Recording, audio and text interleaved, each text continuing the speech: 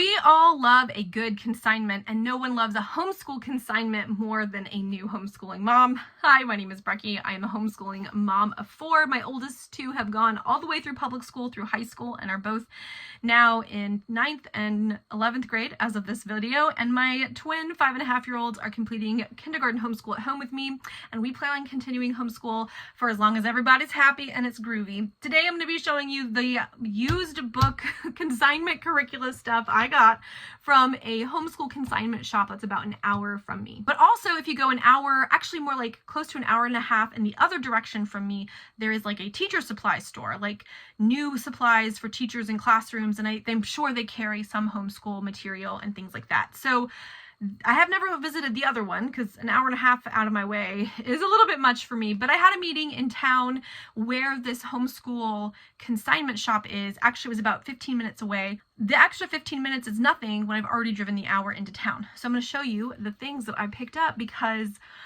oh man, a homeschool consignment shop is like, I was there for 2 hours and I could have been there 4 hours if I didn't have to get back and get the kids picked up from grandparent day. So let me jump in with what I got. So the first one is one I got to go with our science curricula next year, and this is Backyard Guide to the Night Sky. This is National Geographic. It is, it's fact-based. It's not the most stunning, stellar book ever, but it does have constellations, which is what I was going for with this. My girls were really curious about constellations. I can only find like the Big Dipper, the Little Dipper, Orion's Belt, the North Star. I can only find the like really, really easy to find ones. So it's something I would like to do with the kids. And we are going to be doing Little Hearts and Little Hands, Sparks and Stars. Next year, it's a Good and the Beautiful science curriculum for young learners. We'll be doing it in the winter. So having some guides on constellations, we're going to pair that with our science curriculums. And then I saw this for like less than $5, so I had to grab it when I found it. The next are some American Girl books. This is The Boston Tea Party. This is a new line of adventures for the classic girls. I guess they have decided to write more stories about the original 5 girls in addition to adding new girls. And this is one, I don't know if Felicity is the main character or if she's a side character kind of a deal, but this is about the Boston Tea Party. It's starring Felicity. It's still, there's a bunch of letters. It's still American Girls, and we plan on doing the American Girls U.S. history very slowly over the next 2 years. So I thought this would be a nice addition if the girls, my girls, find that they really enjoy them. The last of the American Girls books that I grabbed was Meet Kirsten. I forgot that I bought this in a giant collection. I have all of the Meet Kirsten books in one book. I ordered it off Thrift Books and I hadn't gotten it yet. So I bought this forgetting I'd already bought it in a collection. But it was fine because it was $3 and I will just give this away or give it to somebody who would like to read it, or we have a spare. For our history, we're going to be doing the ancient world, and so Boy of the Pyramids, A Mystery of Ancient Egypt, Ruth Fosdick Jones. This is going to be one of our read-alouds for when we study ancient Egypt. It is The Good and the Beautiful book. I don't see this for sale on their website anymore, so I don't know that this is available, but it's a classic book. It was $3. It will be a read aloud that we have now for our ancient world, our ancient cultures, ancient history study that we'll be doing for next year. And then I picked up Race to the Truth, Colonization, and the Wampanoag Story. This is too advanced for my girls right now. This is just written at a level that's a little bit advanced for them. I think in a year from now, when they are 1st grade going into 2nd grade, that this will be more appropriate.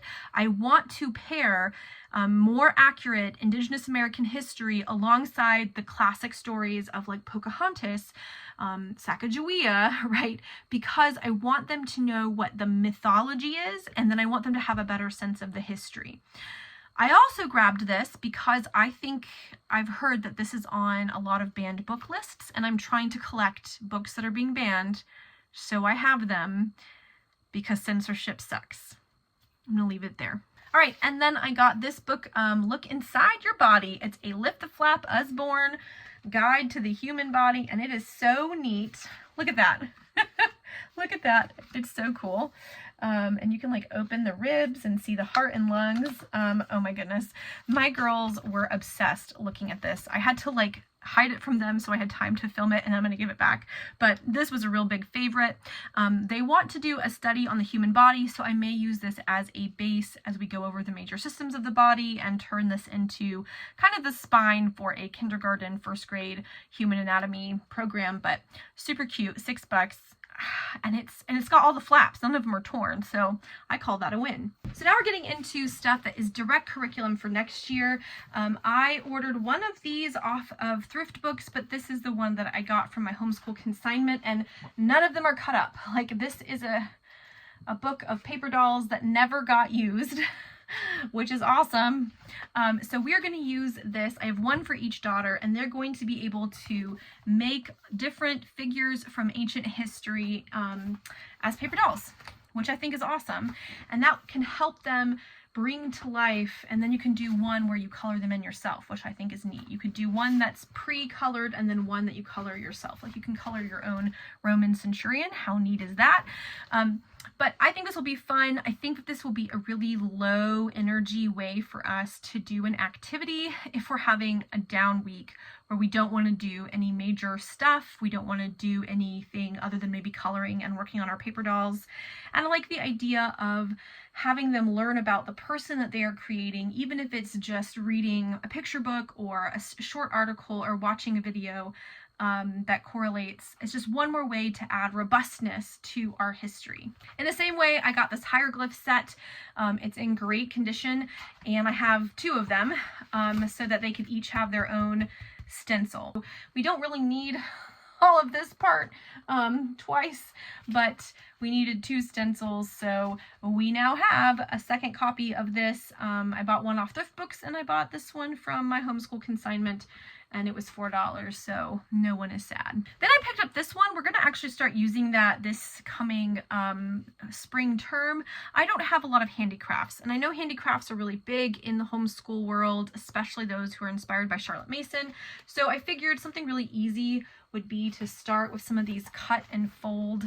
Some of them are too easy, like in the very beginning, it's just folding stuff in half, right? Cutting and folding, which we could start with, but they get more and more complicated.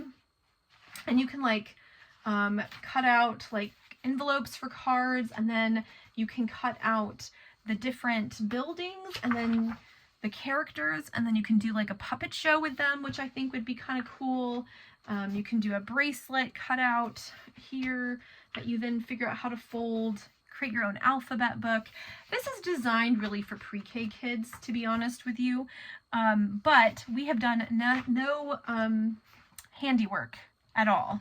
So this was super easy. It was like $5, and it allows me to give them something once or twice a week that we can look forward to without it having to be a big deal. And to be honest with you, I'm looking for ways to create robustness that doesn't put a lot of energy on me, because I have a lot going on. And until we can find a better kind of system where I can take some things off my plate, man, these kinds of, not workarounds, but hitting the easy button on some things like handicrafts is helpful. In the same vein, our art and art appreciation is going to be played on the easy button, and that is the fact that I found two unused copies of Art Activity Book. These are cool. They have no markings in either of them, and there were two of them, which felt like the universe telling me to buy them, but they're just little activity pages, and you have, you know, a little tiny lesson on the art, and then you get to do your own piece of art, and, you know, patterns that you do over and over again. You can add stickers to some of these pages, but like there's, you know, an art lesson and then activity pages. And so my thinking is that these will be something that we bust out once a week or so, maybe a little bit less than once a week, as a fun, like, we're kind of feeling squirrely, we're going to do an art lesson through here, or if we have had good behavior, we can earn art pages in here or something like that, or we just want to do something fun once a week. But this is going to be no more than once a week art lesson, and they'll each get their own book, and we'll work through, you know, one little spread about every week. Roughly every week, and it will just be fun, and it will be, you know, like, that's cool. It'll be just a fun way to learn a little bit about art and art styles. It's going to be self-contained, which is very helpful for me and my busy existence. And then in that vein too, our art appreciation is going to come through this book. Now, I love the idea of having the printouts of the different paintings and then learning about a single artist and spending a lot of time getting to know an artist. But we tried that and it didn't really work for us. To be honest with you, trying to make time to just look at a painting every week was boring. We just didn't find a rhythm that worked. So I decided investing in a book like this would be awesome because one, it'll sit on our shelves and be awesome in a reference. But two, it has cool masterpieces that you can color, which we will do. But this has a whole bunch of different artists, okay? Basically, it's like more than a year's worth if we did one artist a week. And so it's got like ancient stuff, but here we go. Here's Leonardo da Vinci. It tells you some info about Leonardo da Vinci, and then it gives you one of their most famous paintings. And then if we are interested, we can look up more paintings, and if not, that's fine. This is your whole art appreciation. It's just these 2 pages, and then you move on. And I really like this. See, Michelangelo, you could practice by taping something and trying to paint upside down, and they give you some different ideas for stuff like that. I love this. I love that this is super simple and basic.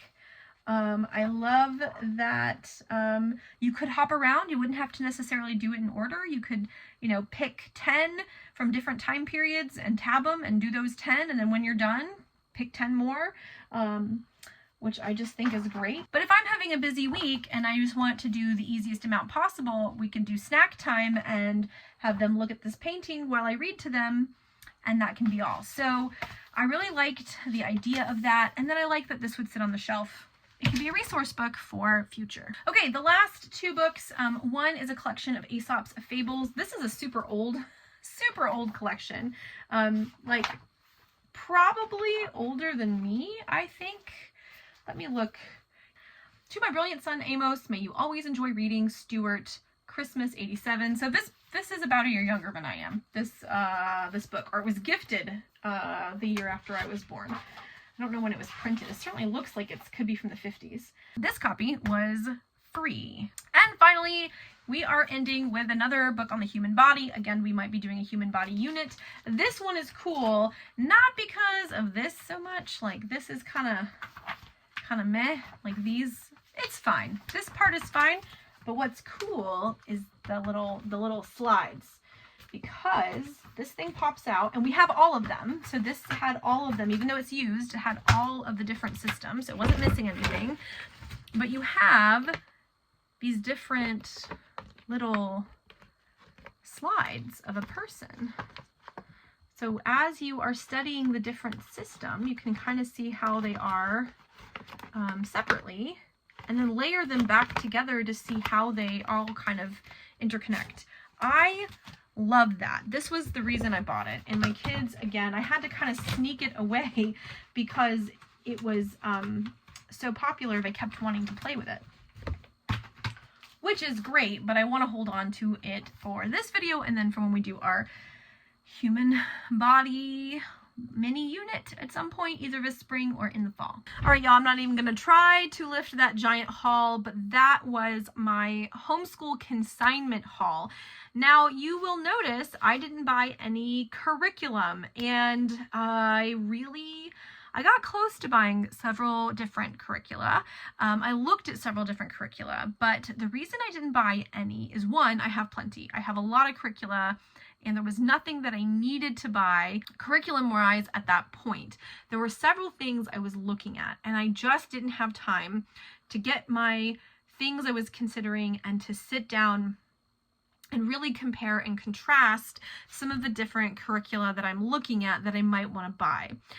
I am definitely considering going back and looking at spelling programs and looking at some vocabulary builders, of course, looking at their book selection and adding to our library that way. But I am going to try to use them as a resource so that a local business that is run by homeschool moms, that they can make money, because I would rather support them than even something like Rainbow Resource, which is also run by homeschooling families, but they are going to get money from people who don't have a local shop. So I love to support a local business. I'm excited. These are fun. Let me know. Do you have a homeschooling store near you? Do you have a teaching store or a homeschool supply store or a consignment? Let me know about your experiences, any recommendations you have. If you have any recommendations based on these books of things I should look for, always curious. Until the next video, guys. Bye.